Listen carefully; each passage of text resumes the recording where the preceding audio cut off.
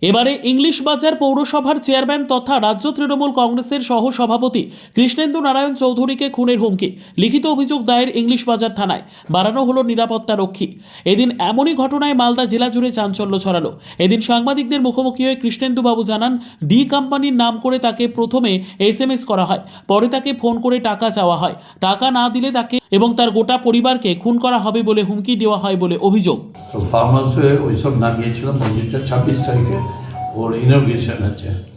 তো ওখান থেকে আমি ওই কটেজগুলো দেখছিলাম। তো হঠাৎ করে 10:40 তখন একটা ফোন এলো। তো ন্যাচারালি ফোন আমার হাতেই ফোন থাকে সবসময়। তো ফোন উঠে বললাম যে किसान बोल रहा है। बोला प्रथम चुपचाप किसान बोल रहा है।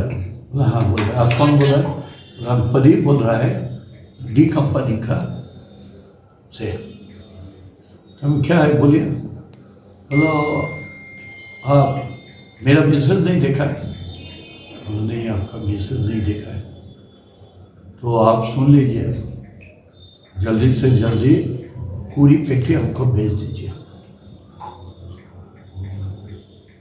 नहीं भेजिएगा कल आपका लास्ट टाइम है, कल आपको ठोक दूंगा, आपको आपका फैमिली को और आपका इधर नहीं बोलो। तो मतलब जब पैसा जो देगा आप आइएगा तब तो पैसा देगा। अब बोलिए कहाँ देना होगा, क्या करना होगा।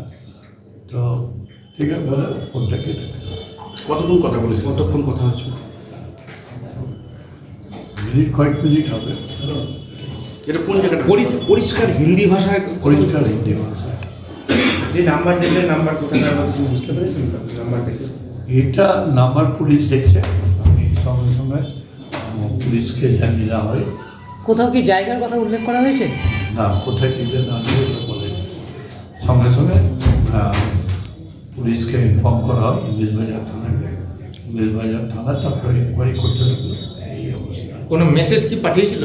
হ্যাঁ, মেসেজ পাঠিয়েছে। কতটা আতঙ্কিত আপনি এই ঘটনা?